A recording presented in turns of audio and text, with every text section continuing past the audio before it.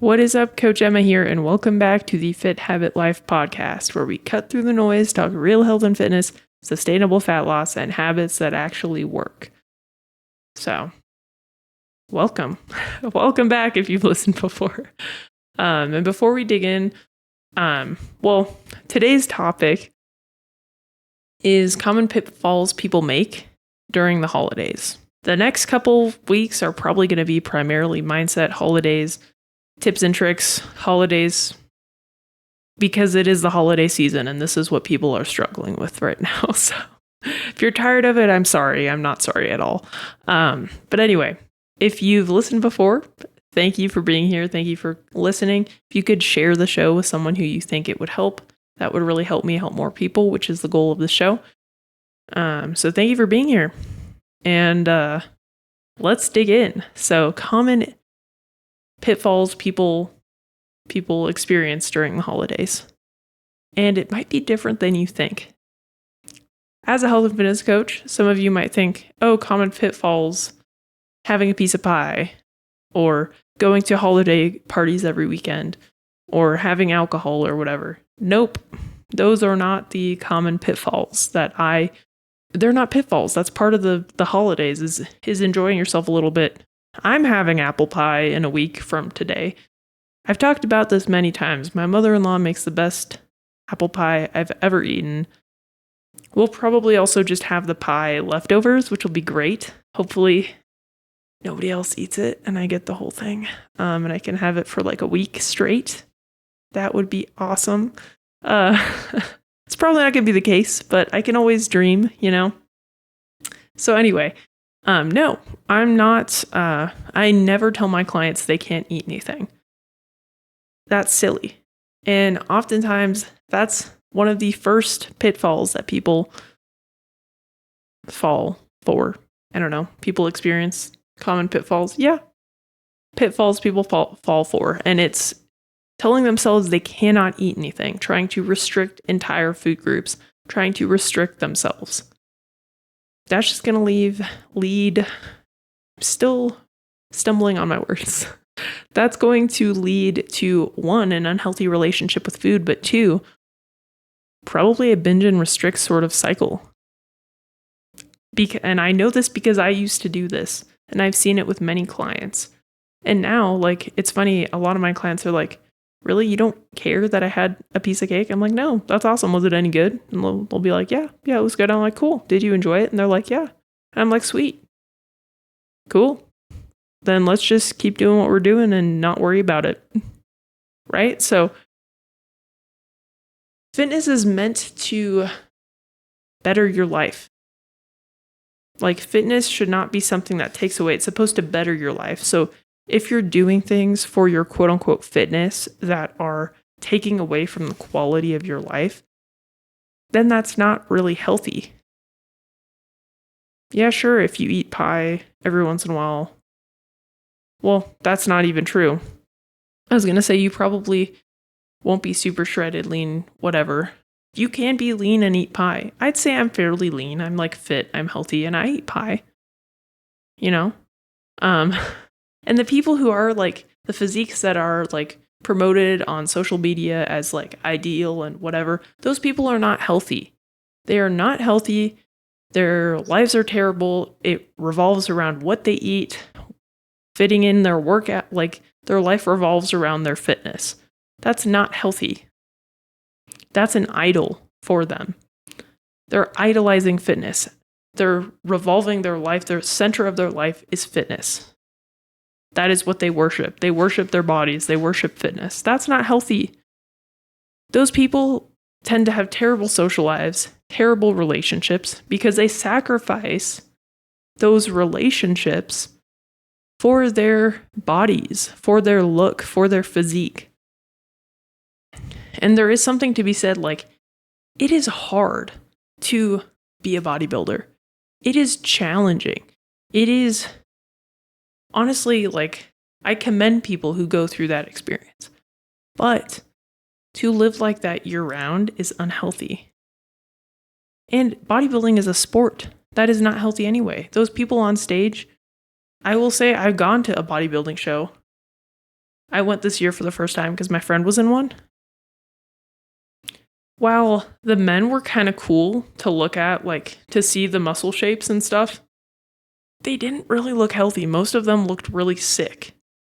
And the women looked ill. Like they did not, none of them looked good. They all looked super unhealthy. Was it super impressive the amount of leanness they got down to? Yeah, it was crazy impressive. I would never want to do that. I like food too much. But it's not healthy. So the stuff that's often promoted as healthy online are not. Those like shredded physiques, whatever. And I guarantee those people have a more disordered relationship with food than you do. So don't try to be like them. Don't try to look like them. Their quality of life is probably pretty terrible. And they worship their bodies. They worship fitness. So all the other aspects of their life suck. So, point being, number one pitfall, people over-restrict or set rules and regulations on what they can and can't eat. I think it is good to have boundaries, to set boundaries for yourself, but I don't think you need to omit entire food groups or restrict what you eat. Because, as I said, that leads to well, I'm only going to have this today, so I might as well eat the whole pie sort of mindset. And I've been there. That's why I'm saying this. This is from a place of personal experience. If you have a piece of pie, you're not going to get fat. It takes 3,500 calories of surplus to put on a pound of body fat. That would literally be an entire pie. So, basically, don't worry about it. It's one meal. The next pitfall that people fall into is letting that one meal turn into a whole week of overindulgences. And so I would say this tends to be the most common pitfall. It's Thanksgiving. Like I said, there's 4 holidays over the next couple weeks, right? You got Thanksgiving, Christmas Eve, Christmas, New Year's Eve. New Year's Day, people usually sleep in because they're super tired, and so they skip a meal, usually because they end up waking up way later, and so it's hard to fit in 3 meals that day. But anyway, so basically there's like 4 holidays over the next couple weeks. So those 4 days, again, to put on 1 pound of body fat, you need 3,500 extra calories. That's really hard to do in one day. Could you do that in 4 days? Probably. But then again, that's just 1 pound over 8 weeks. That's not that bad. And if you're strength training, it's probably going to be mostly allocated, hopefully, to muscle tissue if you're eating enough protein in there. The problem is most people let that one day turn into a whole week. So, how to avoid it? If you set like structure into your day, into your meals, into the types of food that you eat on a regular basis, you can include some of those leftovers. You shouldn't feel like you need to overindulge. But maybe there are some foods that you struggle to control yourself around, and that's normal. That's fine. I talk about apple pie. I have to actually cut it into pieces and put it away as pieces, or I'll overcut the piece. And just say it's 1 slice of pie when really it's like a half a pie. So some people struggle with certain foods. And so a couple things you can do to mitigate that potential excessive overindulgence for weeks on end is to maybe you don't take home those leftovers that you tend to struggle with. Another thing is like for me with the apple pie. Instead, I usually have rice or potato with dinner. I will opt out of my rice and potatoes, and I'll probably have a bit of a leaner cut of meat with it, like chicken breast, because apple pie has fat in it. Kick down the apples with butter. It's got butter in the crust, and it's carbs. There's like no protein. So I'll do a lean protein source with a piece of pie, and that'll probably be my dinner. And I'm getting all the macros. Is it as nutrient dense as having potatoes? No. But it's not often that I eat this. You can also portion out those foods if you really like them and freeze them into small portion sizes that you already set aside and portioned out. So when you thaw one of those portion sizes, that's all you can eat. You can't overdo it. You can't go and get seconds and thirds and fourths, right? So that's another tip or trick. But I guess first one is keep it out of the house. So don't take home the leftovers. Second one is just adjust your meals so that you can enjoy that on a more regular basis. Third is pre-portion. And like this can be where it is a time where it's like, well, maybe I just for Christmas I have it. And that's if it's a food that you really struggle with, then that's what I'd recommend.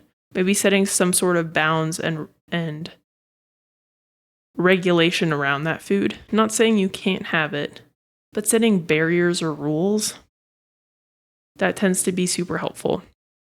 And so like, even if you don't follow that barrier or rule, you will probably eat less of it than had you not set a barrier or rule in the first place. And that leads me to my next thing, alcohol. I live in Utah, and actually a lot of my clients don't drink alcohol, which makes coaching really easy. Or easier. A lot of them drink soda, which is another problem. But you have diet soda. There's no diet alcohol, and most people don't like alcohol for the flavor. I'm not saying I don't drink alcohol. I do. Very rarely. I just don't feel very good afterwards. But I do like a really good Belgium ale, Belgium triple. There's actually some good Belgium triples from Utah, which is shocking. Because we have, on draft, you cannot have a beer over 5%. So they're unfortunately all canned or bottled, but they're pretty damn good. But anyway, I don't drink very often, like maybe once a month. There was like a 7 or 8 month period where I didn't have a drink. I was going through a gut protocol, so that was kind of the main reason as to why. But yeah, anyway.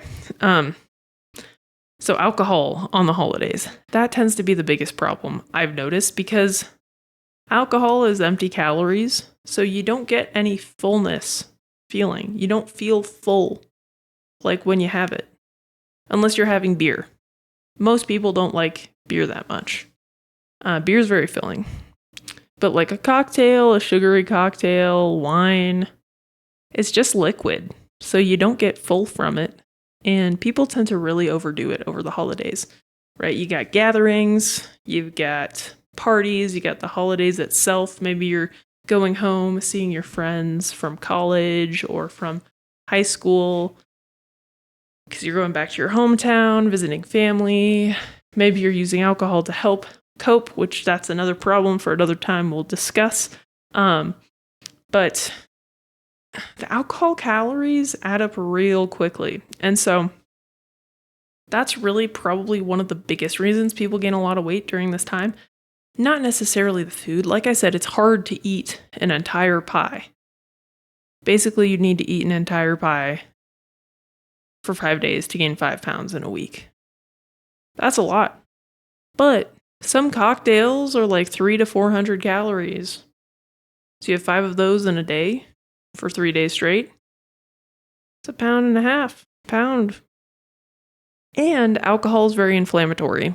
So you'll just feel pretty crappy. And then you'll feel puffier and bloated anyway, because your body's going to retain more water after those excessive drinking bouts. So, yeah. So, with alcohol, best tip, set boundaries. Set boundaries for yourself around drinking. And again, just like the food boundaries, maybe you say, oh, I can only have 2 servings of this for the week. Maybe you can only have 2 drinks tonight. You might have 3 drinks, maybe you'll have 4, but you probably won't have 5, because you set a rule. And we might not follow them very strictly, but we'll probably do a lot less than had we not set a rule in the first place. Another good tip is alternating beverage, alcoholic beverage, and water or sparkling water. If you have friends that pressure you to drink alcohol, one, they're assholes and probably should find new friends. But two, you can do club soda with lime. That's what I do if I'm in a situation I don't want to drink and I want it to kind of look like I have some type of alcoholic beverage and I don't want people to bother me. Because I don't mind saying I'm good. No thanks. But it can get annoying when people keep asking you. So I like to do club soda with lime because it's bubbly. So people think it might be a gin and tonic.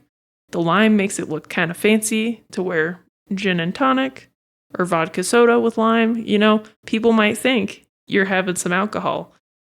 But you can just act a little bit funnier, or honestly, if they're drinking, they won't even notice. So that's my tip on the alcohol front. Or maybe it's like me, I really like the alcohol I like is very high in calories. Unfortunately.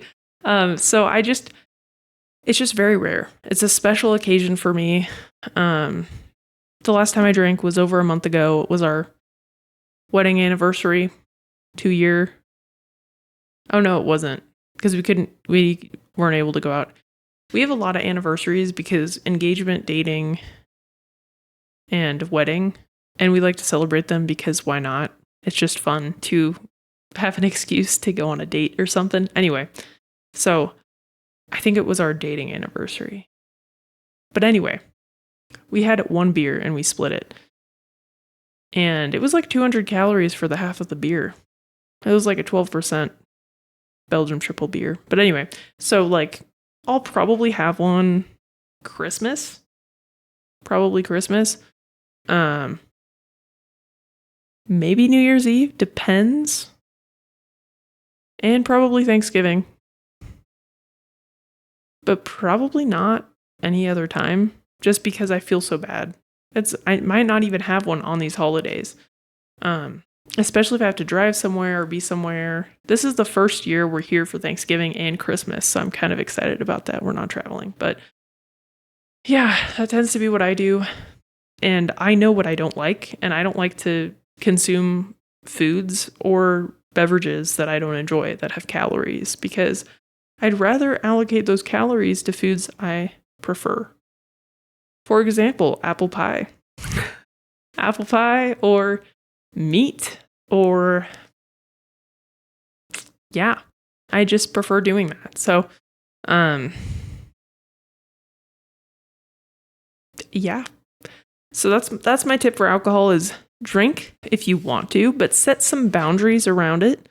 If you do like to drink alcohol, you like to get a little bit of a buzz, maybe opt for lower calorie beverages like vodka soda, vodka gin, or vodka gin. That would be terrible. That'd be disgusting. Maybe gin and soda. Tonic tends to have calories, so gin and tonic is kind of common. Tequila soda. Tequila's gross. Seltzer, spiked seltzers or whatever. Forgot what they're called. But anyway, opting for those, at least, right? One of those canned things is 100 calories. One of the beers that I like is 300 to 400. So I could have 3 of those seltzer things instead of one beer. If you like to have multiple beverages, maybe opting for something like that would be smarter. So anyway, those are my tips. And go into your calendar and pick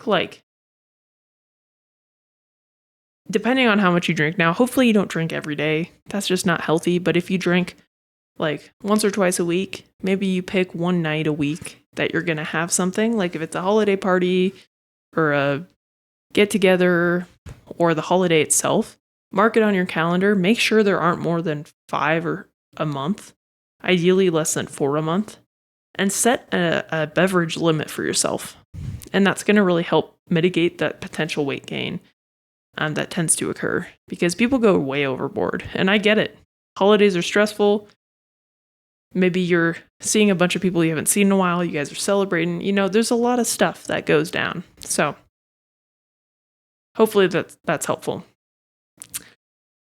And then the last pitfall that most people do is they try to make up for the calories that they consumed. That, again, leads to a really unhealthy relationship with food and exercise. And I used to do this. This is speaking like really from personal experience. Like on Thanksgiving, I'd go on a crazy long ass run. I'd make sure I burned X amount of calories. I would skip a couple meals to prepare myself for Thanksgiving. Same with Christmas. Same with New Year's. It's unhealthy. And really, that relationship makes it worse. The trying to make up for the calories burned. Because then again, it's like the whole, you can't eat this thing. So when you have it available, you go crazy with it. And exercise shouldn't be punishment. It should be a way to celebrate your body, a way to support your body, a way to support your health. So please don't do that. A tip though, if you lift weights, which you all should if you listen to this podcast, on the days that are going to be the gatherings or the parties or whatever, if you strength train that day, a lot of those excessive calories that you might consume will go towards muscle building. So don't use it as like a punishment for yourself or anything, but hey, maybe you move a workout to Thanksgiving Day. Yeah, try to get really strong, and then you'll probably be kind of hungry anyway because you're lifting weights and getting strong. And then that extra calorie will be partitioned for muscle tissue. So that's a little tip and trick there. But anyway, so don't fall for these common pitfalls. If you tend to do these things, that's okay. I've been there. I've done all of these things and more. When I guess back to the alcohol thing, when I first started drinking, I put on a lot of weight really quickly. Like I looked like a different person. So if you go on my social media, there's a couple comparison photos of me to then and to me now. And it's like, whoa, what happened? Yeah, very inflamed, put on a lot of weight really quickly. So basically all these things I've done. So I'm not coming from a place of judgment. Hopefully me explaining these things to you helps you recognize like maybe some patterns that you have that you can start to take actionable change on. And hopefully if you're not doing these things and you're thinking about doing these things, hopefully these personal anecdotes or explanations as to why you shouldn't do these things will deter you from doing these things and help you avoid the mistakes that I've made on my journey. So, and if you want, like, if you're like, yo, the holidays are super stressful, I need some extra support, I need some extra guidance, that's why I created the Maintain, Don't Gain, Thrive Through the Holidays challenge. Again, it's not about weight loss. It's not about burning calories. It's not about the scale. It's just about supporting yourself, maintaining consistency in training and nutrition during this hectic season, and just having a group of accountability and support to help walk you through that. And I will be leading all of those calls. There will be a call a week where you can ask any questions you have. You will have access to workout plans that are adjustable to fit your hectic holiday schedule that can be done while traveling, on the go, at home, at a gym. And just like support from someone, me, who's been there, and a bunch of other people who are just trying to take care of themselves during this crazy season. So if you're interested in that, it's $97 per person for 8 weeks, or $147 for a pair for the 8 weeks. And so bring a friend. It'll be more fun. You guys can do the workouts together. You can hold each other accountable. And that starts tonight. So The kickoff call is tonight.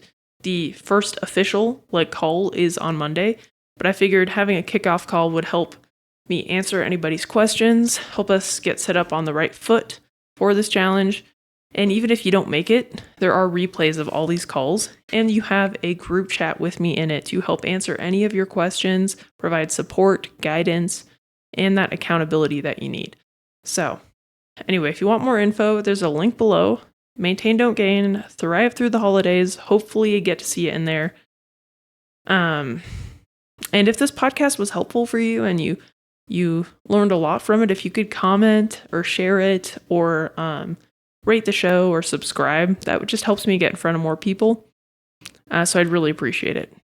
So yeah. So hopefully see you in Maintain, Don't Gain tonight at 6 p.m. Mountain Time. But if not, that's okay. And hopefully you continue to gain value from my podcast. So I'll catch you on the next one. See ya.